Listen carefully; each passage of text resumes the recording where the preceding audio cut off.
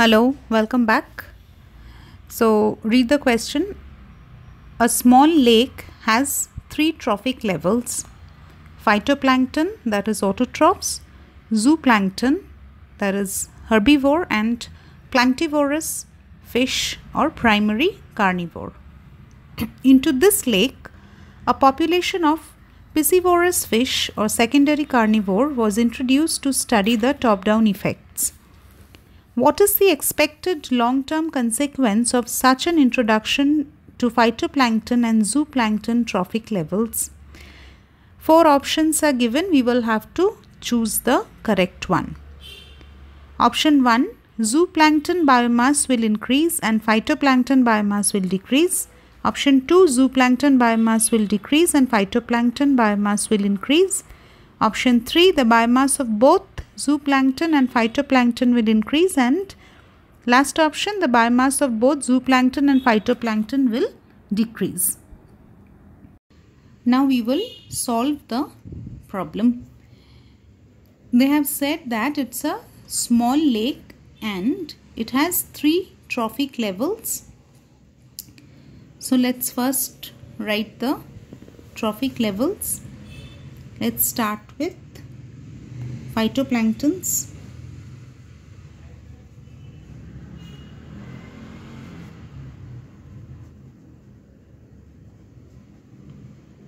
These phytoplanktons are autotrophs.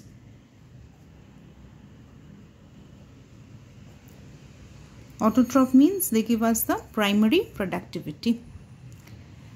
Next trophic level is what? The zooplankton.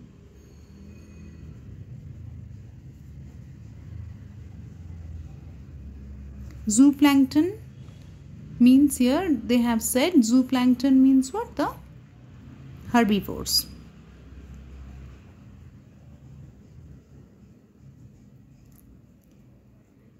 Next is the planktivorous fish.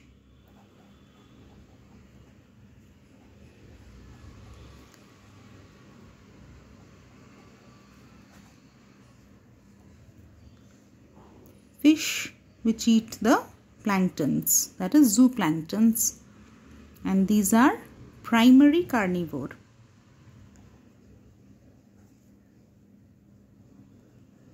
This is what is given in the question, primary carnivore. Now here what is introduced is a population of piscivorous fish, that is secondary carnivore.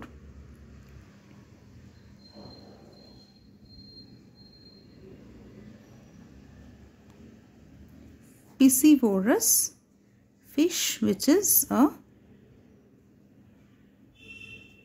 secondary carnivore.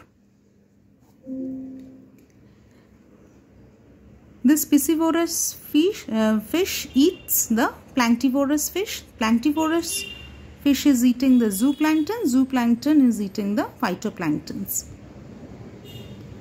This is the flow of energy here.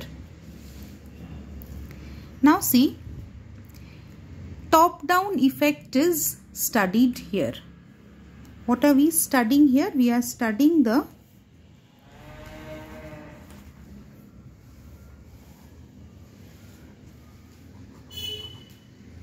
top-down effect. So in top-down effect, obviously we will put the arrows in this direction.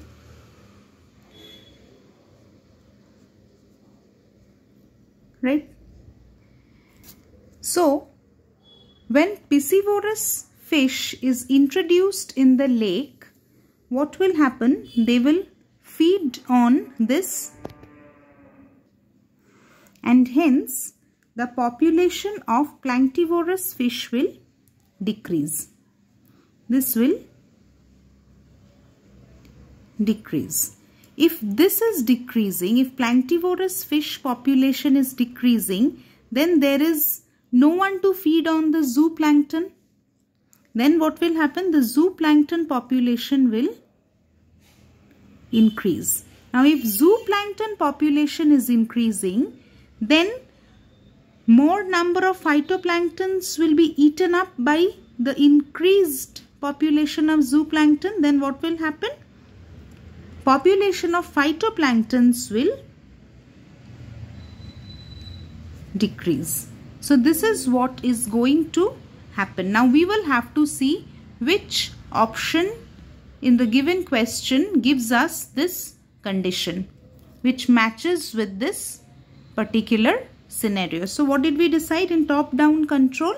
When the topmost participant here, the topmost member, that is the secondary carnivorous, is being introduced in the lake, what is it doing? It is eating the planktivorous fish. Therefore their population is decreasing, and if planktivorous fish or primary carnivore is decreasing, then what will happen? The herbivore population or the zooplankton will increase, and if zooplankton is increasing, then phytoplanktons will decrease.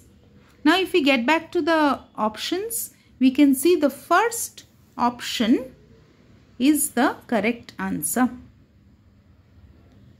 The first option says zooplankton biomass will increase and phytoplankton biomass will decrease. This is the option which matches with what we have derived. See, in the second option, it is said zooplankton biomass will decrease. It is not decreasing, it is increasing. So, second option is wrong. Third option says the biomass of both zooplankton and phytoplankton will increase. Zooplankton as well as phytoplankton both are not increasing. Zooplankton is increasing, phytoplankton is decreasing. See, had it been the case of bottom-up control, or if somebody has added some nutrients in the lake, then phytoplanktons as well as zooplanktons both would have increased. But this is not the case. And the last option says the biomass of both zooplankton and phytoplankton will decrease. Here zooplankton is not decreasing. Zooplankton is increasing, only phytoplankton is decreasing. So the fourth option is also invalid. So our correct option is option number 1.